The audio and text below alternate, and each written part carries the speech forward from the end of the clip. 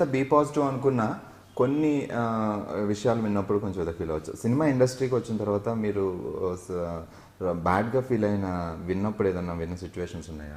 ఏదన్నా విన్నప్పుడు కొంచెం ఎందుకు ఇలాంటివి వస్తున్నాయి అని అలాంటివి ఏమైనా వచ్చాయా? నా గురించి అండి నా గురించి లేదండి. అంటే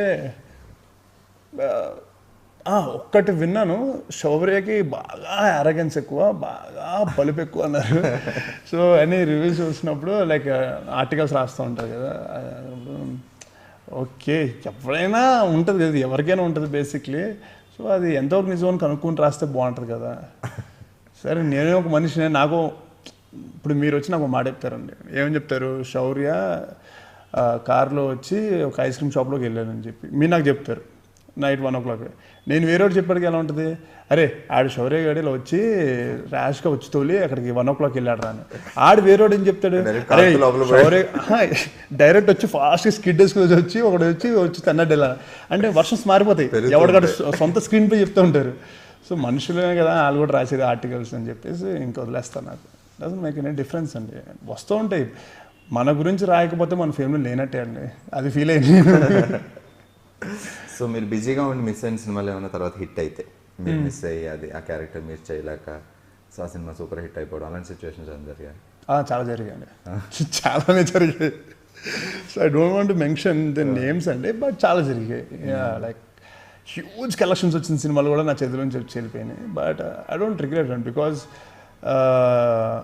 నేను ఊహలు గుసగుసలాడి ఇదే ఆఫీస్లో వచ్చినప్పుడు నాతో పాటు ఎంత తక్కువ మంది వేసుకున్నా తక్కువ 300 మంది అబ్బాయిల పైనే వచ్చి ఆడిషన్స్ ఇచ్చారు.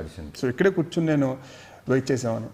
సో అలాంటప్పుడు ఆ 299 మెంబర్స్ రిగ్రెట్ అయ్యి ఉంటారు కదా, అరే నా సినిమా శౌర్య తీసుకెళ్ళిపోయాడే అని చెప్పి. సో ఇప్పుడు వాళ్ళ లైఫ్ నేను ఎంజాయ్ చేస్తున్నట్టే కదండి ఈ ఒక 12 సినిమాలు. అలా రిగ్రెట్ అయితే ఇప్పుడు నేను ఆల్రెడీ సెటిల్ అయ్యి బాగానే ఉన్నాను, ఇప్పుడు పోయిన హిట్ అయిన సినిమా నాకేం లాభం. సో అది కాబట్టి ఇంకోటి వస్తుంది, ఇంకోటి కాబట్టి ఇంకోటి వస్తుంది, రాకుండా అయితే మాందండి. సో అది నా కాన్ఫిడెన్స్ ఏంటంటే రిగ్రెట్ అయితే అవునండి లైఫ్లో. What ever it is, A decision నేనే తీసుకుంటాను, whether it is flop whether it is hit, A decision నేను తీసుకుంటాను. అది బట్ సినిమా యాక్చువల్గా ఒక సినిమా రిలీజ్ అయిందంటే ఆ సినిమాకి టాపిక్ తగ్గట్టుగా అడుగుతూ ఉంటారు. ఇప్పుడు ఇందులో మీరు అన్నదమ్ముల మధ్య ఒక సూపర్ రిలేషన్ చూపించారు కాబట్టి అన్నదమ్ములు ఎలా, సో మీరు కళ్యాణ వైభోగం చేసినప్పుడు అందరూ మీ పెళ్ళెప్పుడు అనేది, సో దాని గురించి ఏమైనా ఆలోచిస్తున్నారా? లేదు, నా పెళ్ళి మా అన్నయ్య పెళ్ళి November 4th అండి, నెక్స్ట్ November 4th. పర్లేదు, అయితే టైం ఉంది మనకి. లైన్ క్లియర్ అయింది కానీ ఇంకా పర్లేదు. లైన్ క్లియర్ అవ్వలేదండి బాబు, ఆ లైన్లోకి ఎలాంటి భయం వేస్తుంది. మీకేం తెలుసండి పెళ్ళైందండి మీకు? లేదు అంటే అన్నీ అయిపోతే నెక్స్ట్ మనమే కదా లైన్ క్లియర్ అయిపోయింది. వద్దులేండి బాబు, ఆ నగలు ఆ శారీలు మన పెద్ద పెద్ద కార్లు కొనుక్కొచ్చి తెలుసా మీకు, ఆ నగలు కొనే బదులు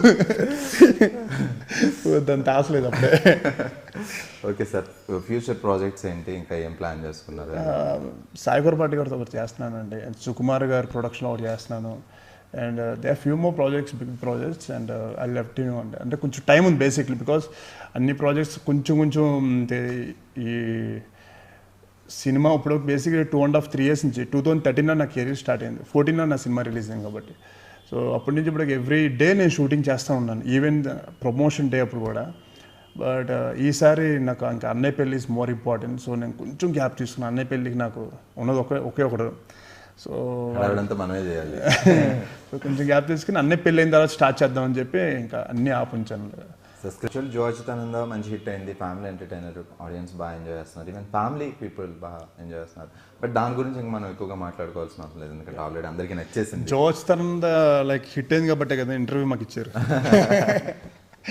లేకపోతే ఇంతసేపు ఆడియన్స్ కూడా చూడరు, తీసేళ్ళ ఫ్లాప్ సినిమా వెళ్ళిపోతారు, వాళ్ళు చూస్తున్నారు హిట్ అయింది కాబట్టి చూస్తున్నారు.